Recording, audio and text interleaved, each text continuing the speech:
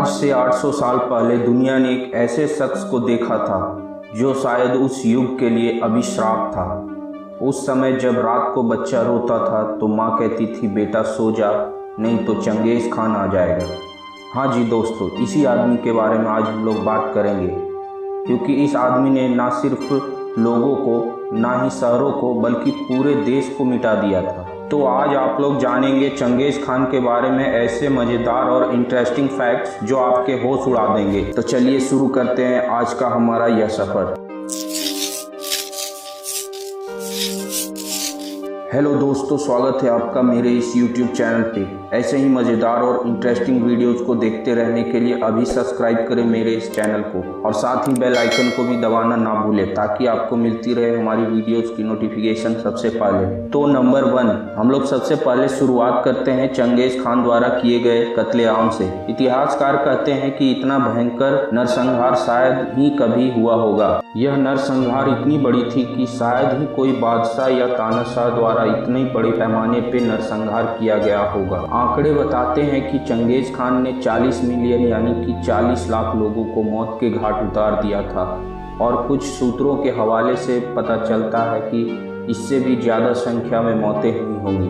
13वीं सदी के एक ईरानी इतिहासकार ने, जिनका नाम रशीद अल-दीन था, उन्होंने लिखा था कि चंगेज़ खान ने इतना भयंकर नरसंहार मचाया था कि ईरानी की संख्या 25 लाख से 2.5 लाख हो गई थी। आपको जानकर हैरानी होगी कि चंगेज़ खान के आक्रमण से पहले ईरान की जो जनसंख्या थी, उस जनसंख्या तक फिर से पहुंचने के लिए ईरान को 5 सदियां लगी। अब आते हैं नंबर 2 के ऊपर। चंगेज़ खान की बेटी की शादी टॉपचार नाम के एक शख्स से हुई थी जो चंगेज़ खान के बेहद करीबी थे। ईरान के निशापुर के एक तीरंदाज ने उसकी हत्या कर दी थी। इसका बदला लेने के लिए चंगेज़ खान ने निशापुर की संपूर्ण जनसंख्या को ही पूर्ण रूप से खत्म कर दिया था। इंसानों की तो छोड़ ही दीजिए, उसने निशापुर यानी कि जो पर्सिया था, उसमें एक भी जीवन को बचने नहीं दिया। वहाँ के कुत्ते बिल्लियों को भी खत्म कर दिया। उसने एक पिरामिड पर लोगों के खोपड़ियों का ढेर लगा दिया ताकि भविष्य में कोई भी चंगेज़ खान के परिवार पर आक्रमण करने का सोच भी ना सके। नंबर 3, चंगेज़ खान द्वारा किए गए कत्लेआम के कारण वातावरण से करीब 700 मिलियन टन कार्बन डाइऑक्साइड का सफाया हो गया था। उसने हजारों गांव, शहरों और कस्बों को तबाह कर दिया था।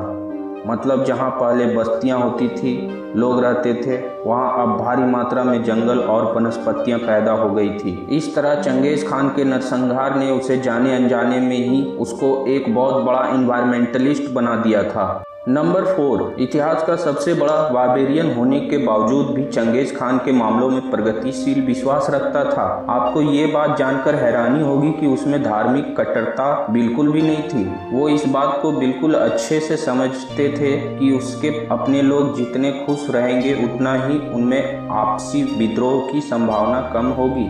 इसलिए उसने सभी को पूरी तरह धार्मिक आज़ादी दे रखी थी। यही कारण है कि वो अपने मंसूबों में इतना सफल रहा था। नंबर 5, दुनिया के सबसे बड़े बादशाह और राजा महाराजा चाहते थे कि उनके मरने के बाद भी उन्हें लोग सदियों तक याद रखें। इसलिए वो अपनी यादों को कायम रखने के लिए मकबरे और स्मारक बनवाने के लिए वसीयत छोड़ जाते थे। लेकिन चंगेज़ खान के साथ ऐसा कुछ नहीं था।